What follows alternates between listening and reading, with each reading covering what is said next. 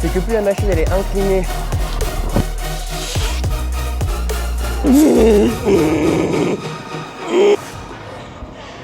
les gars, j'espère que vous allez bien. On se retrouve aujourd'hui pour une nouvelle vidéo YouTube et on est directement en salle de sport. Je ne suis pas n'importe où, je suis à Success Gym. C'est une salle de sport située à Koh Samui, une petite île en dessous de la Thaïlande. Et aujourd'hui, je vais vous emmener faire les jambes avec moi. Et la particularité, c'est que je n'ai pas de séance jambes dans mon programmation et je vais utiliser cette séance comme prétexte pour vous expliquer comment j'adapte mon entraînement, ma programmation dès lors que je m'entraîne dans des environnements un petit peu différents quand je suis soit en vacances, soit en déplacement. Donc, c'est parti. Déjà, évidemment que je vais conserver une certaine structure au niveau de mon entraînement, que ce soit au niveau du volume d'entraînement sur la semaine, au niveau du nombre de séances par semaine également pour gérer un petit peu ma dépense, mais il y a des choses qui vont changer, notamment le format d'entraînement. Comme je vous l'ai dit, j'ai une séance jambes aujourd'hui. Et pourquoi est-ce que je fais une séance jambes si j'en ai pas dans ma programmation? C'est simplement car dans ces conditions-là, parfois je m'entraîne avec des personnes, je m'adapte sur certaines séances et il y a quelques jours j'ai fait une séance jambes, le lendemain j'ai fait une séance upper. Aujourd'hui la seule chose que je pouvais faire entre guillemets c'était de refaire une séance jambes. Néanmoins je vais essayer de garder une cohérence comme j'expliquais sur le volume d'entraînement dans la semaine que je comptabilise en termes de nombre de séries,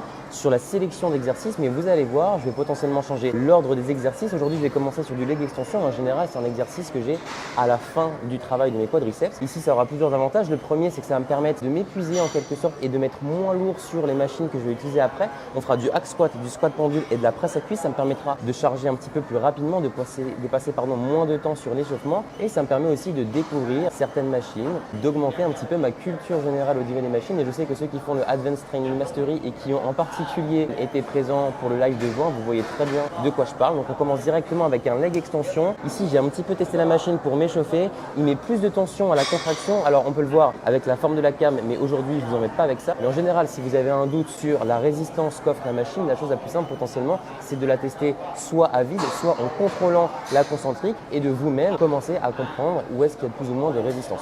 Je vais commencer à m'échauffer, je fais mes premières séries et on se retrouve juste après.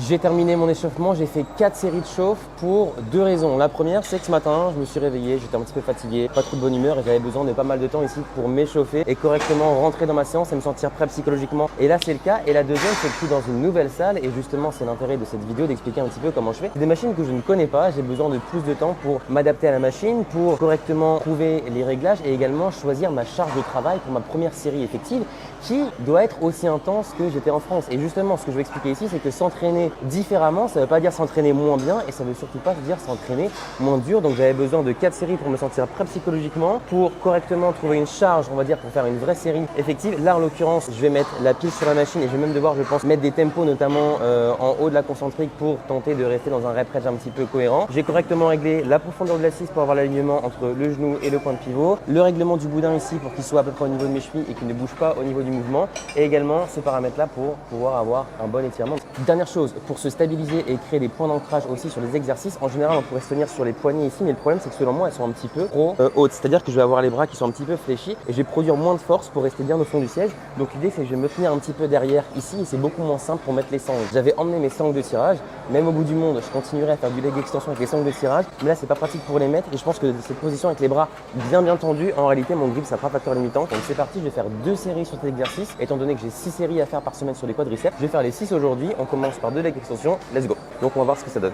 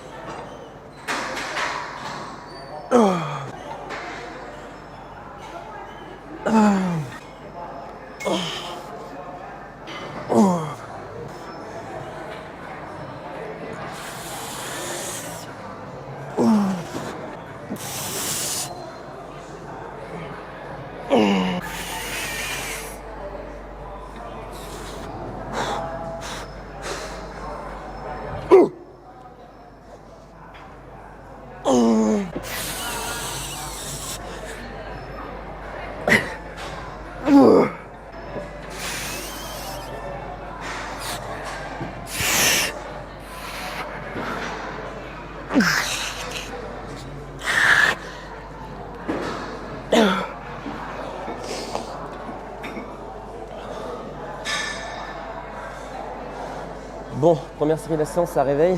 Je retire ce que j'ai dit, j'aurais été beaucoup mieux avec des sangles de tirage quand même. Là, je sens que j'ai dû replacer mes mains pas mal de fois. C'était même assez compliqué, même avec une charge aussi légère. J'ai fait 14 reps, il me semble, avec beaucoup de tempo, donc c'était pas une charge lourde dans l'absolu. Donc deuxième série, je vais mettre mes sangles de tirage.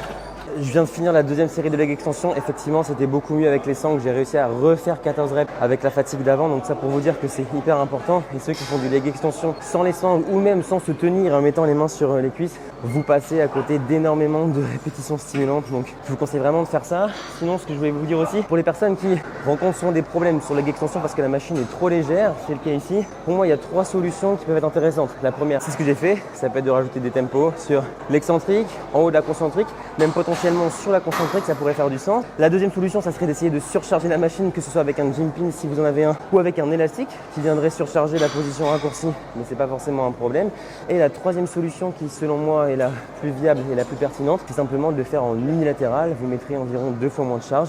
Et je pense qu'avant que vous puissiez maxer la machine avec une seule jambe, il se passera quelques années. Donc c'est comme ça que je m'y prends en général. Deuxième exercice, est-ce que le micro est bien branché? Oui. Deuxième exercice de la séance, on va faire du squat pendule. C'est un exercice que j'ai pas l'occasion de faire à Bordeaux et justement j'ai envie de le faire aujourd'hui, donc je vais le faire. Quelques petites choses à dire sur cet exercice là. Donc évidemment ça se charge derrière avec les épis. On peut pas mettre très lourd parce qu'en réalité le levier ici il est très long, donc le bras de levier il augmente et le moment de force proportionnellement, donc c'est plutôt bien parce qu'on n'a pas besoin de mettre d'autres coups de disque. Et ici ce qui est intéressant, c'est que à gauche du point de pivot on a ce qu'on appelle un système de contrepoids qu'on peut nous-mêmes charger. Il y a pas mal de machines où ils sont fixes, ça permet de contrebalancer on va dire un petit peu le poids de la structure métallique de l'autre côté, donc à droite on va dire du point de pivot. J'ai fait un réel sur Instagram pour expliquer un petit peu ça, mais là en l'occurrence on peut le charger. Je vais pas l'utiliser aujourd'hui, j'ai pas réellement le temps d'étudier le truc et de trouver quelque chose qui serait potentiellement plus intéressant en chargeant celui-là, donc il va rester vide. Mais le gros problème, les gros problèmes de ce squat pendule, pardon, c'est que le plateau, il est pas réglable et il est très incliné, trop incliné selon moi. Et le réel problème, c'est que la position de départ de l'exercice, c'est celle-ci. On peut partir quasiment que de tout en bas, donc ça rend la première répétition très dure. C'est comme si vous commenciez un squat ou une presse à cuisse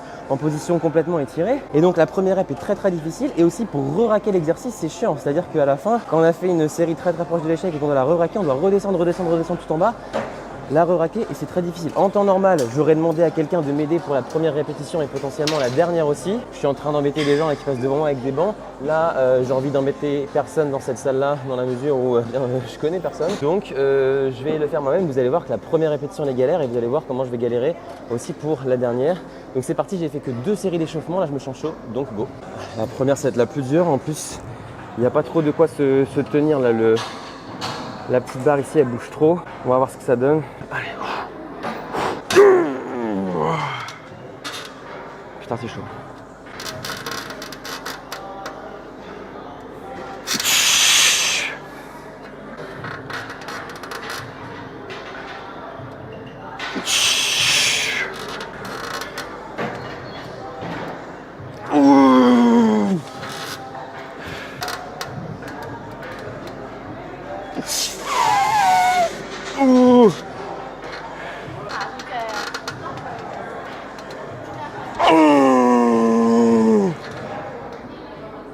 Ça met.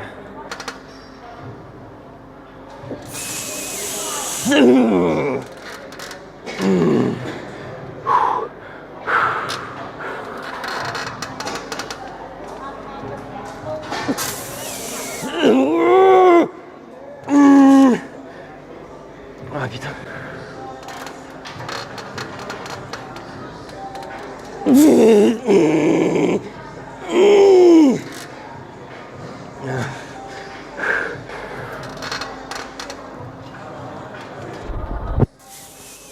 Ah putain. Merde. Bon, je suis coincé. Bon, du coup, vous avez même pas eu besoin de voir le re-raquage. Comme je vous ai dit que vous entraînez différemment ou vous entraînez dans une autre salle de sport en vacances, peu importe, ça ne veut pas dire s'entraîner moins dur. J'ai 6 séries à faire sur les quadriceps. Pareil, quand je parle d'entraînement un petit peu différent, je vais vous expliquer, j'essaie de garder certaines cohérences et autant on entend beaucoup parler de diète flexible, autant je pense que la flexibilité au niveau de l'entraînement, ça peut aussi faire du sens. Là, c'est surtout ça. Je suis très essoufflé. Du coup, j'ai fait 3 séries sur mes 6 pour les quadriceps. Je dois en faire 2, soit sur le hack, soit sur la presse, soit sur le squat pendule. Ce sera malheureusement pas le squat pendule, même si il n'est pas si mal que ça en l'ayant fait, mais pour les raisons que je vous ai évoquées, notamment la première répétition qui est très difficile, eh bien, je ne ferai qu'une seule série avec lui. 3, Troisième exercice de la séance, ça va être du hack squat. C'est un pattern qui est assez similaire au squat pendule évidemment. L'idée c'est que j'ai envie de tester différentes machines et donc ça me pose pas de problème de faire une seule série par exemple sur le squat pendule, une ou deux ici et une ou deux sur la presse à cuisse, même si les trois mouvements sont à peu près similaires. La seule différence réellement qu'on aura entre le hack squat et le squat pendule, c'est potentiellement un petit peu au niveau de la trajectoire, mais c'est surtout au niveau de la courbe de magnitude de l'exercice.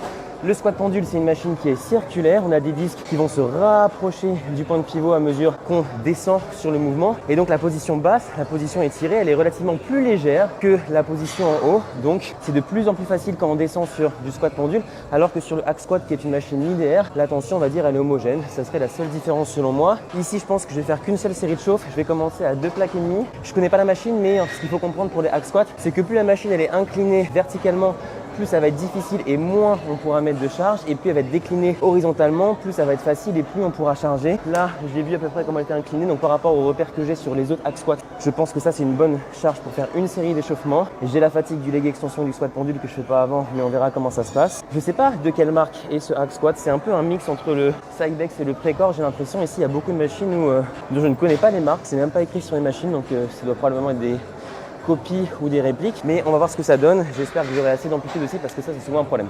Bon, l'échauffement il est terminé. Finalement j'ai fait plus de séries de chauffe que prévu parce que déjà 2 plaques et demi c'était beaucoup trop léger. En fait elle est sûrement plus déclinée que ce que je pensais, donc là j'ai mis quasiment l'équivalent de 5 plaques par côté pour la première série. C'est vraiment parce qu'il n'est pas très incliné, sinon je suis pas capable de faire ça. Et également ce que je voulais vous dire, c'est que voilà, quand on s'entraîne dans une nouvelle salle, ça prend aussi potentiellement plus de temps pour trouver les meilleurs réglages et tenter de rendre les séries les plus productives possibles. Et ici, je sais pas si vous le voyez, mais j'ai dû rajouter des yoga blocks pour augmenter l'amplitude parce que la machine manquait d'amplitude. Et ce qu'il faut comprendre, c'est simplement que toute la profondeur que vous allez rajouter entre soit vos pieds et le plateau ou entre vos épaules et les supports pour vos épaules, ça sera des centimètres d'amplitude en plus que vous gagnerez. Donc j'ai fait une série avec un yoga block de chaque côté et là vous avez vu, j'ai dû en mettre 2 pour avoir l'amplitude qu'il me fallait. Alors c'est un peu du bricolage, ça fait perdre du temps. Si j'étais dans cette salle tous les jours, j'aurais directement su qu'il fallait en mettre 2, mais là ça a pris plus de temps que prévu. Et le souci c'est que ça rabaisse beaucoup ma tête au niveau du support, c'est-à-dire qu'au lieu que ma tête elle soit là, elle va être beaucoup plus bas et limite j'ai mes oreilles qui sont entre les 2 supports pour les épaules qui sont normalement prévus et ça me compresse un peu les oreilles, c'est pas agréable. Donc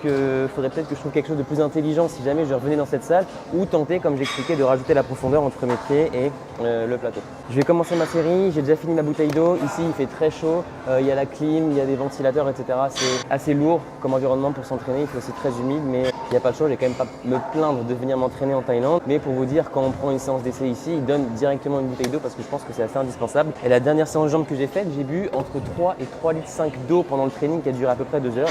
Donc pour vous dire à quel point on transpire. Première série effective, à peu près 5 plaques, c'est parti. Je pense que le micro il va un peu grésiller. Les oreilles qui passent pas. Ceux qui ont les oreilles décollées, je pense que c'est une bonne solution pour vous les recoller. Oh putain c'est lourd. Ouf. Je me demande si j'ai pas mis trop loin. Allez, on recule pas.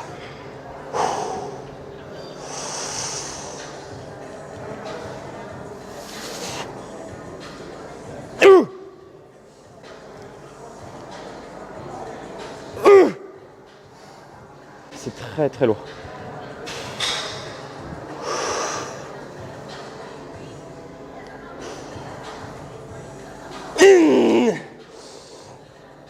C'est même pas sûr qu'elle passe là, putain.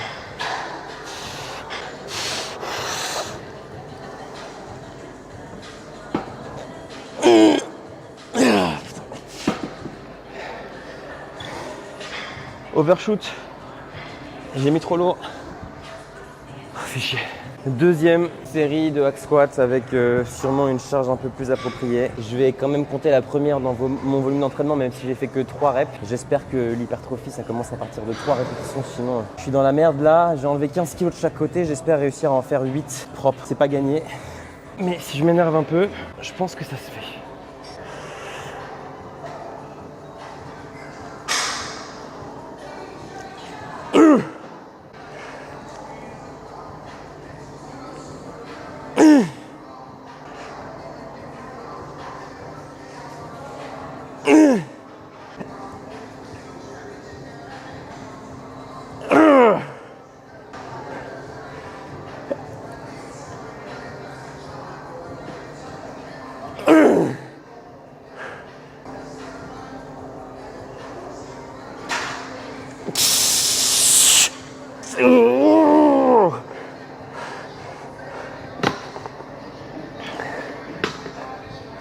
vous avais dit quoi?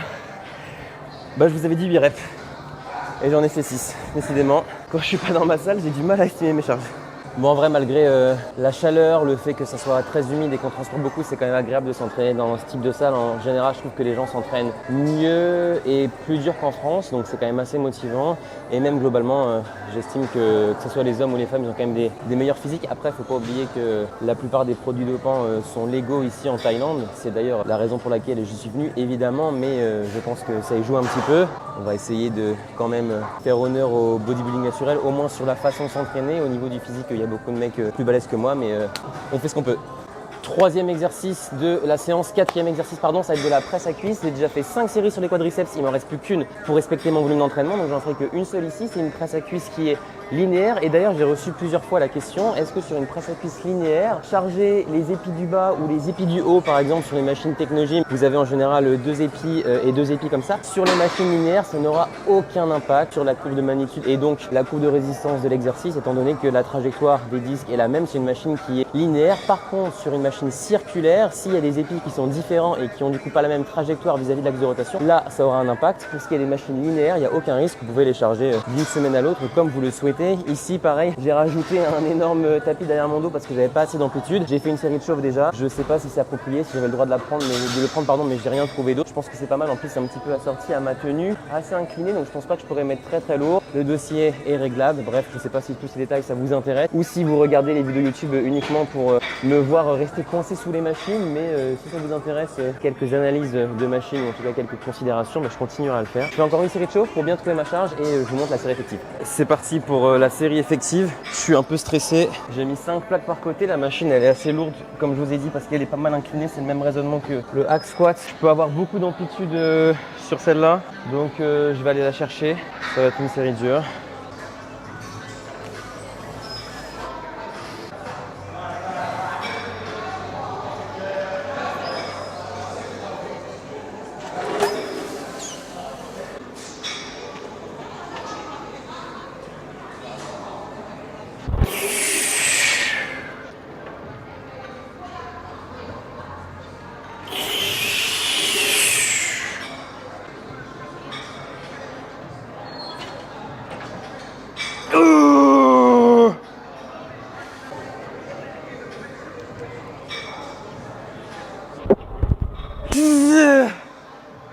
Je pense que j'en ai encore 5.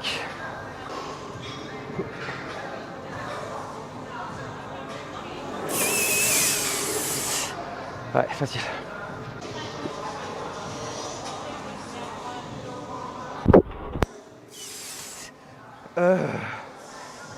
Trop facile.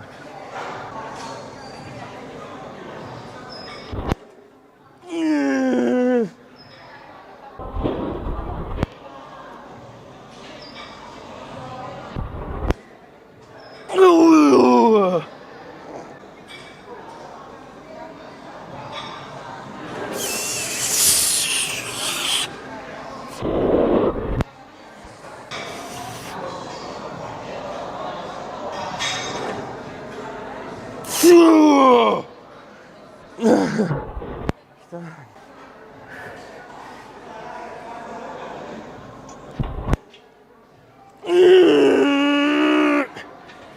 Ah putain.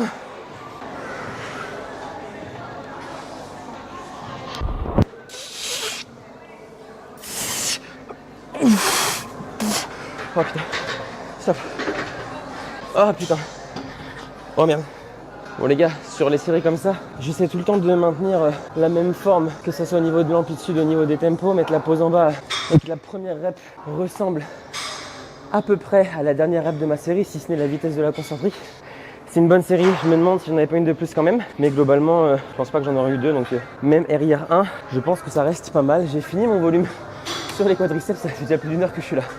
Premier exercice ischio de la séance, on va faire du leg curl couché. Normalement, dans ma programmation, dans les séances des ischios, j'ai 6 séries. D'accord, 3 séries de leg curl couché et 3 séries d'extension de hanche. Ici, la petite folie que je vais m'accorder pour le hors prog, on va dire, hors programmation, ça va être de faire 2 séries de leg curl couché, 2 séries de leg curl assis et 2 séries d'extension de hanche pour effectivement avoir ce total de 6 séries. Donc je respecte quand même le volume, mais j'ai envie d'essayer différentes machines. Je vais commencer par la leg curl couché. Et du coup, pourquoi est-ce que je termine ma séance par les ischios alors que j'ai sûrement besoin de plus d'ischio que de quadriceps? Il y a 2 raisons à ça. La première, c'est que en ce moment j'ai une douleur derrière le genou, sur la jambe droite pour tous les mouvements de leg curl, que ce soit couché, debout ou assis. Et si je le fais en début de séance, des fois, sans réellement que je sache pourquoi, cette douleur elle apparaît et elle me pénalise sur le reste de la séance, sur les patterns de squat, de presse à cuisse. Et donc finalement, je préfère pas prendre ce risque de commencer la séance par les ischios, quitte à ce que cette petite douleur elle traîne sur tout le reste de ma séance et que ça me fasse faire une séance moins productive. Donc même si en temps normal, j'aurais quand même commencé par les ischios, ou en tout cas j'aurais peut-être alterné quadriceps et ischio pour manager la fatigue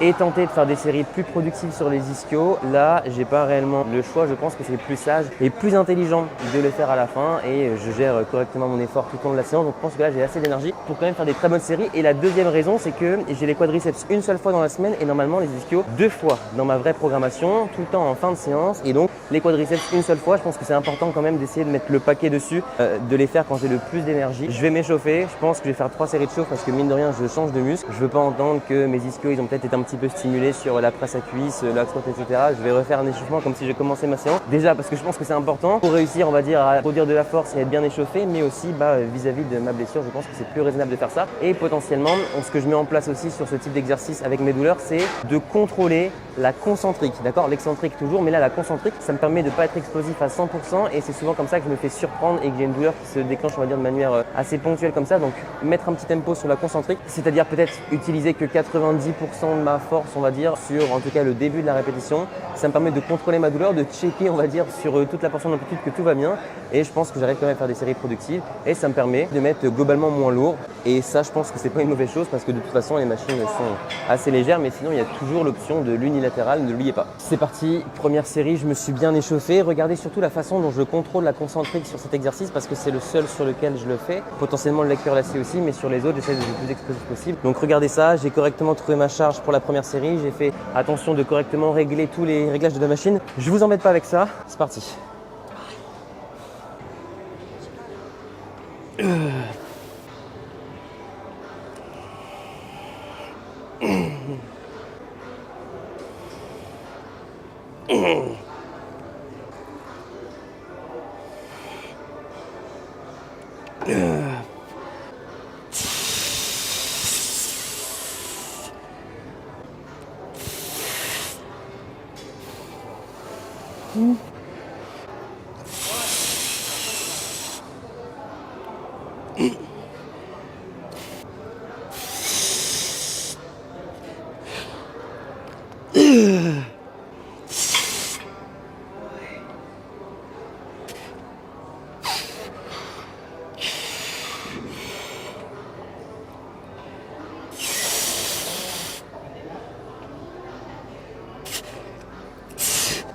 Je pense que j'en avais encore une, mais je sais pas, j'ai pas eu mal, mais je la sentais pas. D'ailleurs, si ça vous intéresse plus de détails ou même que je fasse une vidéo plus précise sur l'entraînement autour des blessures, eh bien, faites-le moi savoir en commentaire.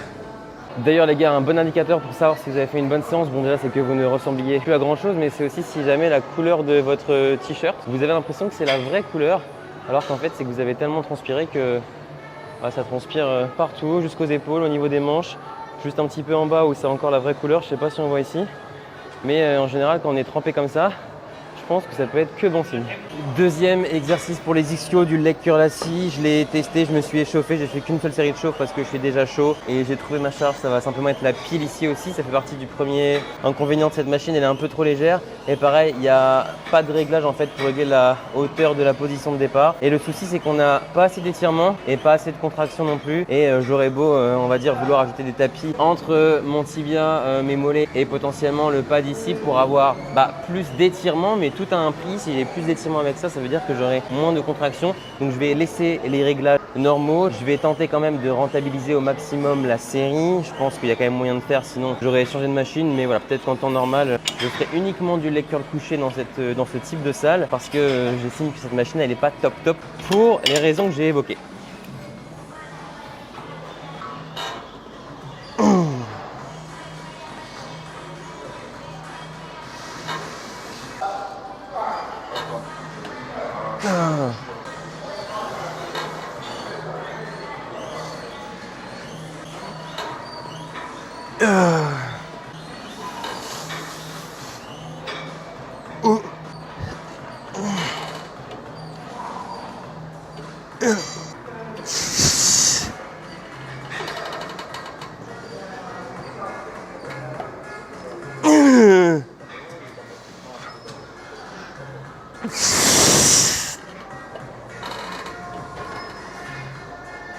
Putain.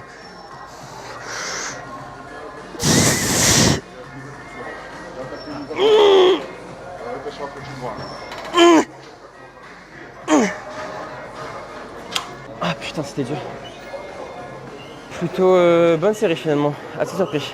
Dernier exercice de la séance, ça va être des extensions de hanches sur un banc à lombaire à 45 degrés à peu près. Je l'ai 2 fois dans la semaine cet exercice. Aujourd'hui c'est plus version focus, on va dire chaîne postérieure du bas du corps, donc fessier et ischio notamment, et une autre dans la semaine où c'est plus on va dire pour les extenseurs de la colonne, donc les exécutions sont un petit peu différentes. J'ai commencé à avoir un petit peu mal derrière le genou droit là après la deuxième série de leg curl assis. Donc ici je vais être vigilant, je vais potentiellement soit contrôler un peu la concentrique comme d'habitude, soit modérer un peu mon effort, donc c'est possible que je mette pas mal de répétitions en réserve là-dessus. J'ai pas trop le choix, ça m'embête un petit peu, mais je pense que c'est la chose la plus intelligente à faire plutôt que d'essayer de bourriner et de me faire vraiment mal pour le coup, parce que là ça reste à, on va dire au niveau d'une gêne. J'ai mis 40 kg, 2 disques, on va voir ce que ça donne.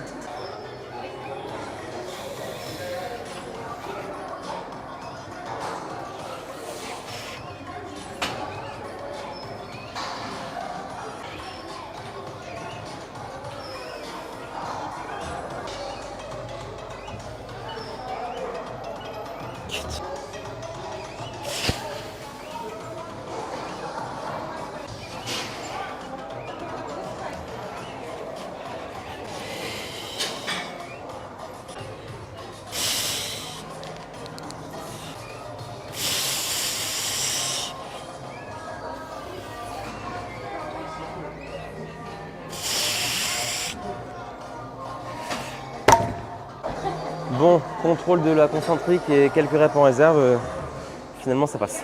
Bon les gars, voilà comment je m'entraîne quand je suis en vacances, en déplacement, ou en tout cas quand je suis pas dans ma salle habituelle. Il y a pas mal de choses qui restent les mêmes, mais il y en a d'autres qui vont changer. En l'occurrence, le format d'entraînement. Normalement, je suis sur une variante où j'ai 2 séances différentes de push et 2 séances différentes de pull, avec des quadriceps et des ischios greffés dans ces séances-là. Aujourd'hui, j'ai fait une séance jambes entière. Hier, j'ai fait une séance upper. Donc là, au niveau du format d'entraînement, c'est différent. Il y a 2 choses qui sont différentes aussi. Par exemple, les fourchettes de répétition, c'est une chose à laquelle je prête pas réellement d'importance quand j'utilise cette façon un peu plus flexible de m'entraîner. J'essaye de faire entre 5 et 15-20 répétitions au global. Les temps de repos, je les chronomètre pas non plus.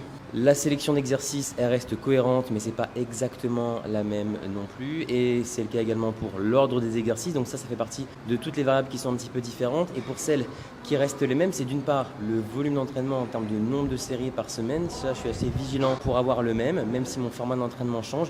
Je fais en sorte d'avoir mes 6 séries sur les quadriceps, d'avoir le bon nombre de séries sur les pectoraux, sur les dorsaux, les bras, les épaules, quelle que soit la sélection d'exercices. Et une des choses qui, j'espère, vous l'avez remarqué, c'est que l'intensité reste la même, que je sois à Bordeaux, que je sois en vacances, que je m'entraîne le matin, que je m'entraîne le soir, peu importe les conditions. J'essaie de faire en sorte que mes séries, mes séances soient les plus productives possibles, toujours travailler proche de l'échec, me concentrer avant la série, passer du temps en salle de sport, même en vacances, pour passer 2 heures, 2 heures et demie, 3 heures pour faire ma séance. Et c'est selon moi quelque chose qui est quand même important. C'est bien beau de partir en vacances, en déplacement et d'être dans des environnements un petit peu différents, ça peut être agréable.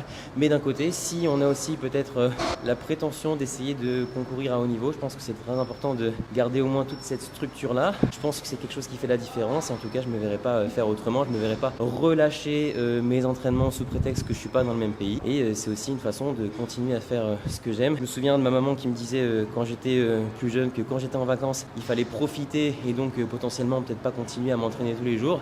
Et je lui répétais que moi aller m'entraîner c'était une façon de profiter, et là c'est exactement la même chose. Donc je prends beaucoup de plaisir à m'entraîner dans des salles différentes, à continuer à mettre intensité et à tenter quand bien même de me rapprocher de mes objectifs. Et je pense qu'avec des séances comme ça, j'aurais pas de mal à le faire, ou en tout cas j'aurais pas du mal à faire des séances aussi productives que celles que je pourrais faire à Bordeaux. Donc voilà, si ce type de vidéo vous a plu, je vous invite à me le faire savoir en likant la vidéo, en la commentant, en vous abonnant, en la partageant. J'essaie de répondre à tous les commentaires, ça m'aide à me développer sur YouTube, et puis je vais pas vous mentir, ça me fait aussi plaisir quand je lis vos retours. Donc voilà, on se retrouve très vite pour de prochaines vidéos. Je vais faire une analyse d'une autre salle de sport en Thaïlande. Vous avez bien aimé celle que j'ai faite à Manchester, donc il y a pas mal de choses intéressantes à dire en général dans n'importe quelle salle, donc je prendrai le temps d'en faire une. Et pareil, j'aimerais vous parler un petit peu plus en détail de la prise de masse que j'ai entrepris il y a 1 mois et demi de cela, en vue des préparations des compétitions de bodybuilding naturel en NPC et en WNBF de l'année prochaine. Donc justement faire une vidéo un petit peu récapitulative de la roadmap qu'on s'est fixée avec Louis, de là où j'en suis après 1 mois et demi on va dire de surplus calorique, et peut-être vous parler plus en détail de comment je gère le côté alimentation aussi quand je suis en vacances, parce que bien évidemment que je conserve une structure comme pour l'entraînement. Donc j'ai hâte de vous parler de tout ça. On se dit à très bientôt, prenez soin de vous et abonnez-vous.